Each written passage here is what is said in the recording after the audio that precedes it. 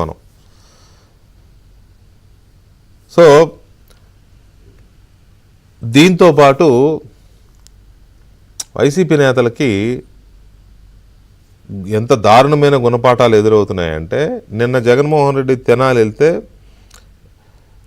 అక్కడ అల్లరి మూకలు లేదా రౌడీ సీట్లు ఉన్న వాళ్ళని పోలీసులు చేశారని కొట్టారని ఆయన వెళ్తే అక్కడ దళిత సంఘాలు అడ్డుకున్నాయి, నిరసన వ్యక్తం చేసాయి రావద్దని.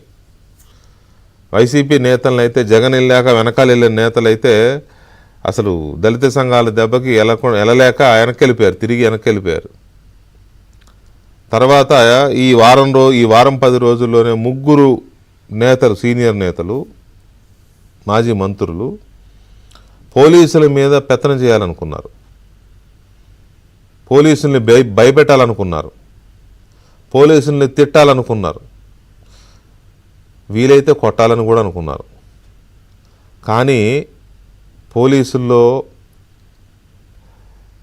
ఎంత ధైర్యం వచ్చిందంటే, వాళ్ళు చట్టానికి ప్రతినిధులు కాబట్టి కొడితే ఊరుకునేది లేదా తిడితే ఊరుకునేది లేదు అని తిరగబడిన తీరు, లేదా బట్టలిప్పి నిలబెడతాం అని జగన్మోహన్ రెడ్డి మాట్లాడుతున్న మాటలకి, లేకపోతే అరే ఉరే అని మాట్లాడే అప్పలరాజు, సీదిరి అప్పలరాజు మాజీ మంత్రి, లేకపోతే అంబటి రాంబాబు మాజీ మంత్రి, లేకపోతే విడుదల రజని మాజీ మంత్రి, ఇట్లాంటి వాళ్ళు ఇష్టారాజ్యంగా అడ్డుకుంటుంటే వాళ్ళ విధులు వాళ్ళు నిర్వర్తించకుండా పోలీసులు మేం తగ్గలేదు.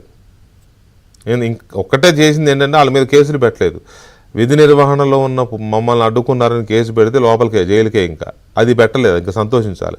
సో ఈ తెగింపు కూడా పోలీసులో వస్తోంది. ఇక మిగిలింది ఏంటంటే జగన్మోహన్ రెడ్డికి కూడా తప్పదు, అది ఏదో ఒక రోజు ఆయన బట్టలు ఇప్పుతాను, అది చేస్తాను, ఇది చేస్తానంటే ఎక్కడో తగులుతుంది షాక్, రియలైజ్ అయితే మంచిది. సో ఈ పరిణామాలన్నిటి మీద ఒక చిన్న బ్రేక్ తర్వాత చర్చిద్దాం.